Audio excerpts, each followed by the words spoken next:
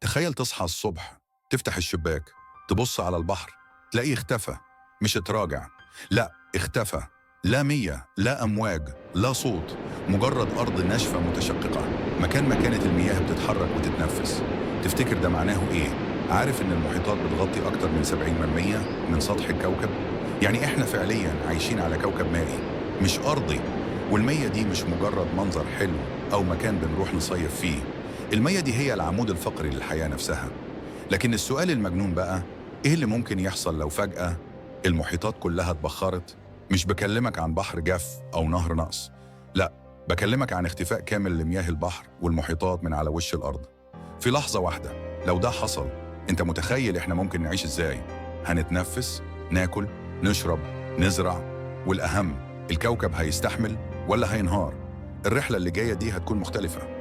هندخل في سيناريو مجنون لكنه مبني على العلم، وهنتخيل لحظة بلحظة الجو هيبقى عامل ازاي.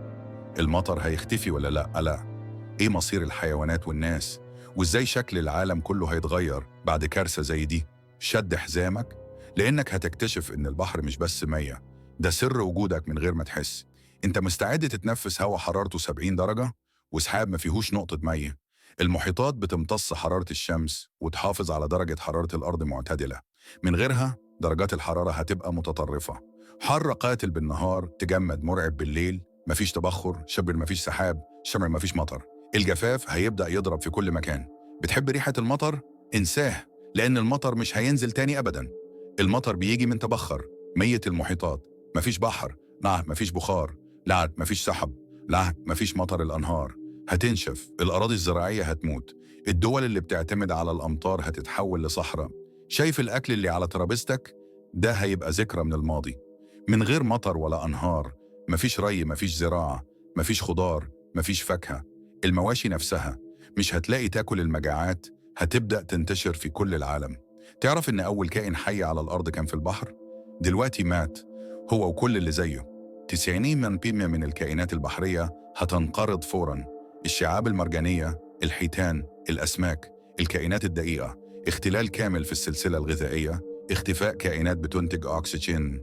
يعني إحنا كمان في خطر. الأكسجين اللي بنتنفسه جزء كبير منه جاي من البحر، فلو البحر راح تتنفس إزاي؟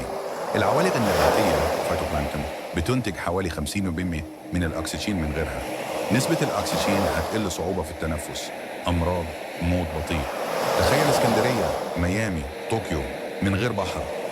المدن الساحلية هتبقى جنب صحراء ملهاش نهاية. الاقتصاد المحلي ينهار، لا صيد، لا سياحة، لا تجارة بحرية. شكل المدن يتغير، مكان نهر النيل هيتحول لترعة ناشفة.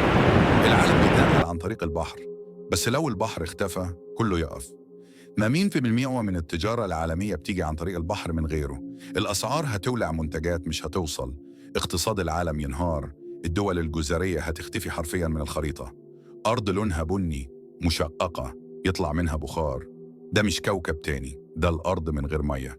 شكل الأرض هيبقى صحراوي بالكامل، مناطق فيها تشققات عملاقة. كل الجمال الطبيعي اللي كنا نعرفه هيختفي، كأننا بنعيش على كوكب المريخ. ده كابوس ولا إن احتمال علمي ممكن يحصل؟ مستحيل علمياً إن كل المحيطات تختفي فجأة، لكن الاحتباس الحراري بيسبب تغيرات مشابهة في أماكن بدأت تنشف بالفعل. ده إنذار مبكر، لازم ناخد بالنا. الأرض من غير بحر مش مجرد كوكب ناشف، دي رسالة إننا بنخسر كوكبنا بإيدينا. الماء سر الحياة، مش بس عنصر من عناصر الطبيعة. المحيطات بتحمينا، بتغذينا، وبتنظف الهواء اللي بنتنفسه. الحفاظ على المياه والمناخ مش رفاهية، ده مسألة حياة أو موت. لو المحيطات اختفت، إحنا كمان مش هنستنى كتير.